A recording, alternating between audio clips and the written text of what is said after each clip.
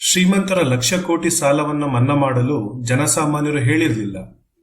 ಭ್ರಷ್ಟಾಚಾರ, ಸ್ವಜನ ಪಕ್ಷಪಾತ, ದುರಾಡಳಿತ ಇತ್ಯಾದಿ ಕಾರಣಗಳಿಂದ ಬ್ಯಾಂಕ್ ಅಥವಾ ಇತರ ಸಂಸ್ಥೆಗಳು ವಹಿವಾಟು ನಡೆಸಲು ಸೋತರೆ ಅದನ್ನ ಮೇಲೆತ್ತಲು ಅಂದರೆ ಬೇಲ್ಔಟ್ ಮಾಡಲು ಜನರ ತೆರೆಯ ಹಣ ಬಳಸಿ ಎಂದು ಜನಸಾಮಾನ್ಯರು ಹೇಳಿರಲಿಲ್ಲ.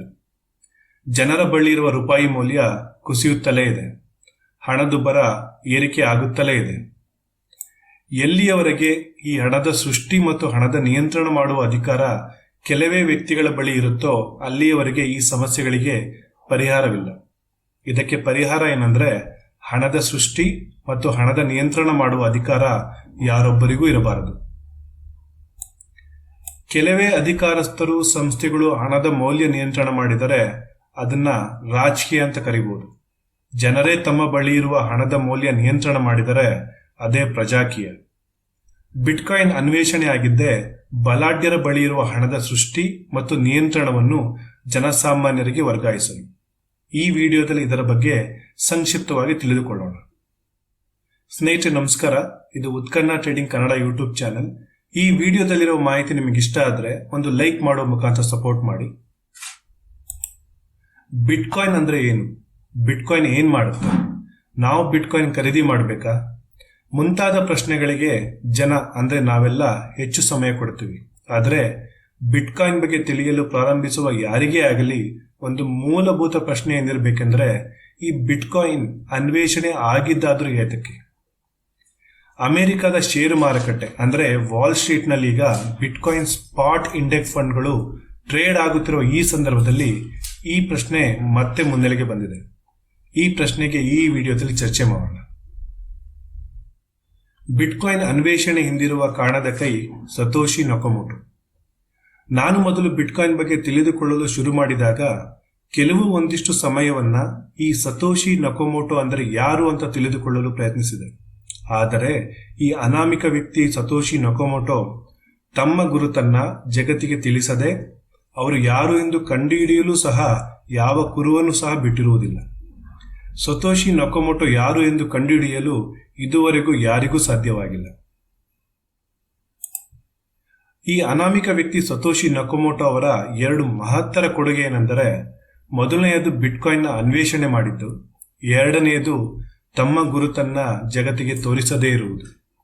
ಯಾಕೆ ಅಂತ ನೋಡೋದಾದ್ರೆ, ಒಬ್ಬ ವ್ಯಕ್ತಿಯ ರಾಜಕೀಯ ಸಂಬಂಧಗಳು, ಅವರು ಹುಟ್ಟಿದ ದೇಶ, ಅವರು ಮಾತಾಡುವ ಭಾಷೆ, ಮುಖದ ಬಣ್ಣ ಇತ್ಯಾದಿ ವೈಯಕ್ತಿಕ ವಿಚಾರಗಳು ಅವರು ಕಂಡುಹಿಡಿದ ಅನ್ವೇಷಣೆಗಳನ್ನೇ ದುರ್ಬಲಗೊಳಿಸಬಹುದು, ದೂಷಿಸಲೂಬಹುದು.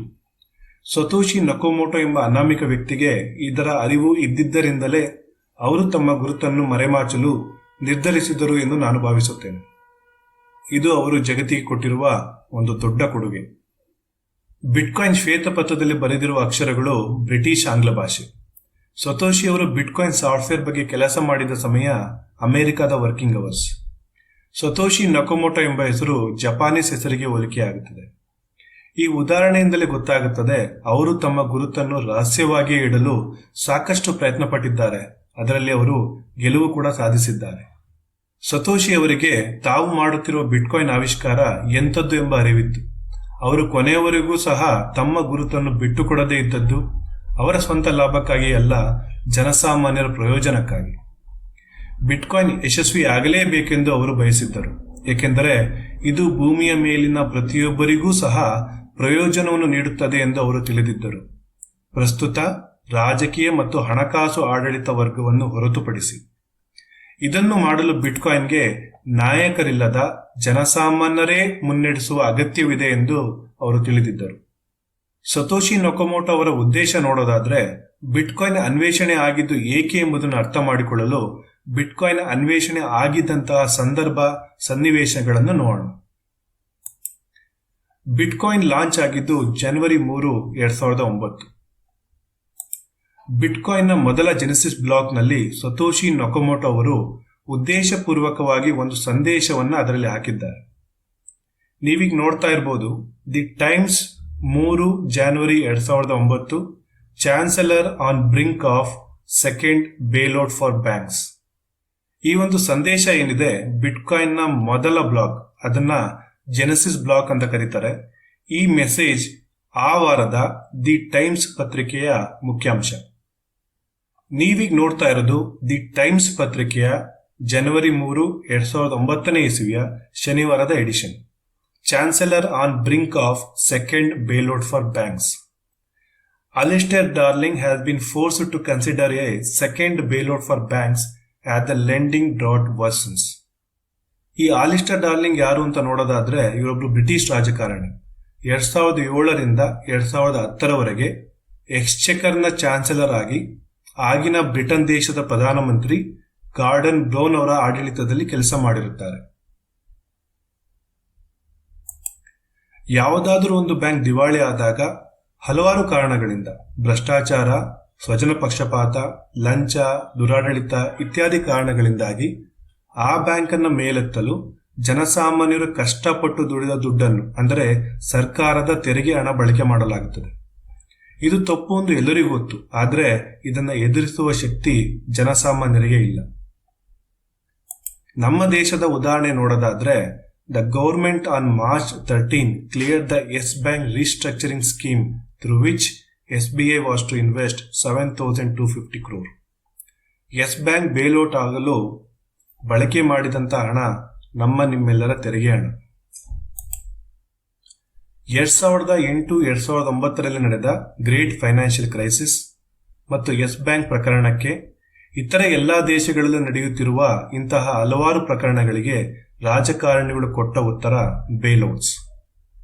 ಬೇಲೌಟ್ ಅಂದ್ರೆ ಹಣವನ್ನ ಪ್ರಿಂಟ್ ಮಾಡಿ ಈ ಬ್ಯಾಂಕ್ಗಳಿಗೆ ಕೊಡೋದು.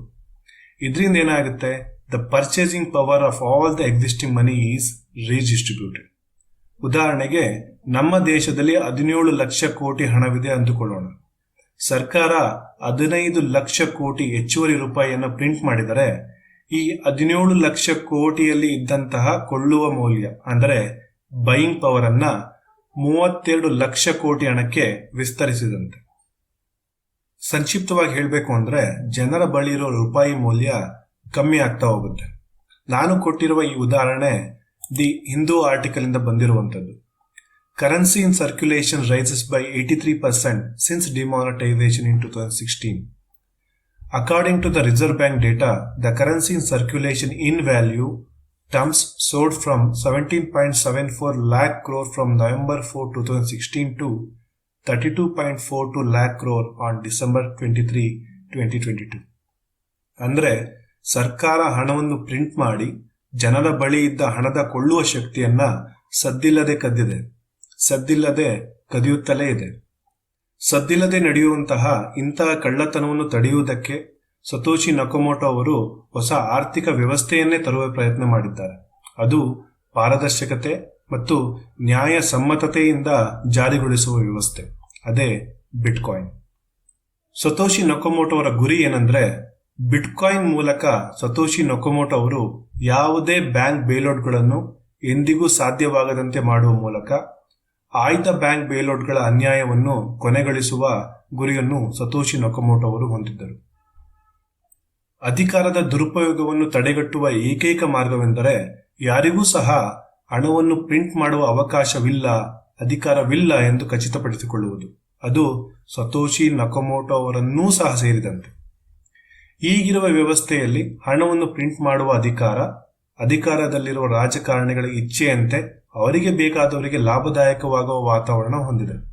ಇದರ ಬದಲಾಗಿ ಅಂದರೆ ಹಣವನ್ನು ತಮ್ಮ ಇಚ್ಛೆಗೆ ಪ್ರಿಂಟ್ ಮಾಡುವ ವ್ಯವಸ್ಥೆ ಬದಲಾಗಿ ಪೂರ್ವ ನಿರ್ಧರಿತ, ಸೀಮಿತ ಮತ್ತು ವಸ್ತುನಿಷ್ಠವಾಗಿ ನ್ಯಾಯಯುತವಾದ ಜಾಗತಿಕ ಸ್ಪರ್ಧೆಯ ಮೂಲಕ ವಿತರಿಸುವ ವ್ಯವಸ್ಥೆ ಜಾರಿಯಾಗಬೇಕೆಂಬುದು ಸತೋಶಿ ನಕೊಮೋಟೋ ಅವರ ಗುರಿ.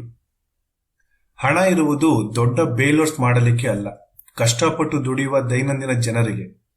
ಸತೋಶಿಯವರು ಜಗತ್ತಿಗೆ ಬಯಸಿದ್ದು ಅದನ್ನೇ, ಮತ್ತು ಅದಕ್ಕಾಗಿ ಸತೋಶಿಯವರು ಬಿಟ್ಕಾಯಿನ್ ಅನ್ನ ಅನ್ವೇಷಣೆಗೊಳಿಸಿದ್ದು. ನಿಮ್ಮ ಹಣವನ್ನು ಯಾವ ವ್ಯವಸ್ಥೆಯಲ್ಲಿ ಇಡಲು ಬಯಸುತ್ತೀರಿ? ರಾಜಕೀಯನ, ಪ್ರಜಾಕೀಯನ?